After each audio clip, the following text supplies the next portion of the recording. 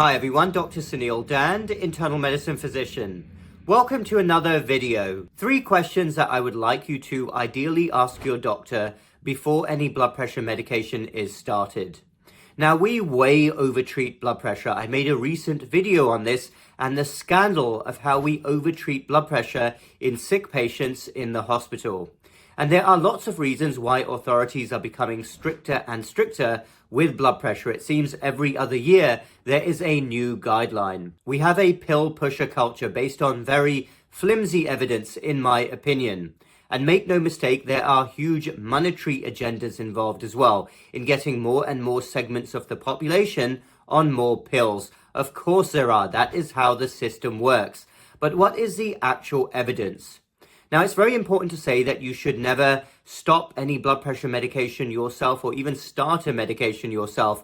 Obviously, this needs to be done under medical supervision. Everybody is different. But I have had a lot of success in weaning people off blood pressure medications, especially the elderly population, and eventually stopping them. They weren't needed in the first place. The person was being overtreated. And as for what is the ideal blood pressure in anyone, well, how long is a piece of string? Obviously, everybody is different. You can't have a hard and fast rule, but generally, any doctor will start to get concerned if the systolic blood pressure, that's the top number, starts to approach 170 or 180, or the bottom number is above 100, that's a diastolic number, then a doctor may want to immediately start a medication. But for the more mild elevations of blood pressure, often pills are started. And here are 3 questions that I would ideally like you to be able to ask your doctor, and 3 things to do. Number 1, is your blood pressure truly elevated? Is the reading that is being taken in the doctor's office or clinic your real blood pressure? Most of you are already familiar with a phenomenon called white coat hypertension. And what this means is anybody, when they're in a doctor's office, is anxious, they're nervous, and their blood pressure is artificially elevated. This is a very well-known phenomenon.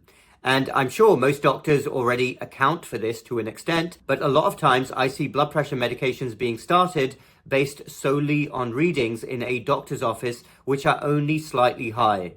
So my advice would be to monitor your blood pressure at home. Hopefully you already have a blood pressure machine. They're not very expensive. And monitor your blood pressure 3 times daily, morning, afternoon, and evening. Write these down or put it in the notes section on your phone. Do this for 1 to 2 weeks and then go back to your doctor and review the findings. Perhaps your blood pressure is higher in a doctor's office, and if you have this blood pressure diary for a week or 2, your doctor can see how your blood pressure fluctuates during the day. Does it go up at certain times of day? Does it go up when you're at work? Does it go down in the evening? But that is a really good thing to do before starting a blood pressure medication, assuming your blood pressure is not through the roof. Number 2, correlate your home blood pressure machine with the reading that is being obtained in the doctor's office or clinic.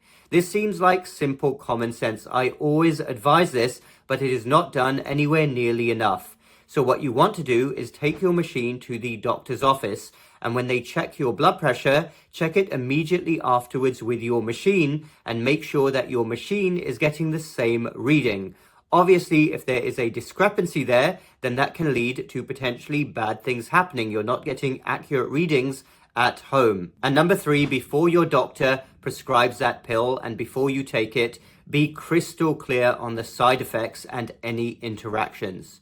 Because blood pressure pills are so commonly prescribed, often this slips through the net and it's not made clear to patients. Obviously, any medication can have side effects and potential interactions. So ask your doctor for the specific blood pressure pill, what can you expect? Because many of them do have side effects ranging from mild to very severe. For instance, beta blockers like metoprolol and propranolol can cause dizziness and weakness because they also affect the heart rate. Calcium channel blockers like amlodipine can cause leg swelling. ACE inhibitors like lisinopril can cause impairment in kidney function. And don't get me started on hydrochlorothiazide, HCTZ, a diuretic for blood pressure, which is still commonly prescribed. It's not my favorite medication. That's an understatement. Those of you who watch my videos regularly know that I've talked about this. It's definitely my least favorite blood pressure pill, causes so many issues, particularly in the elderly population with electrolyte abnormalities, low potassium weakness, hydrochlorothiazide. Really don't like that tablet. But no matter what your blood pressure pill is, please ask, as with any medication, be very clear what to expect when you take the pill, and if you're on medications, what interactions might happen. So those are 3 things that I don't believe happen enough before any blood pressure pill is started. Number 1, actually monitoring your blood pressure at home for a week or 2. Number 2, making sure that your home blood pressure machine correlates with the reading in the doctor's office or clinic. And number 3, being very clear on potential side effects and interactions with your blood pressure pill. Thanks everyone for watching. Feel free to comment down below. Have you had experiences with blood pressure which has not been properly managed? Feel free to share your story down below as long as you feel comfortable doing so. Check out my website and my health programs, including my holistic fat loss and insulin resistance reversal program, as well as my blueprint starter program for over 50s to address that problem. Those links are down below. Hit the like button if you like this video and the bell button for more similar videos in the future. We will speak again very soon.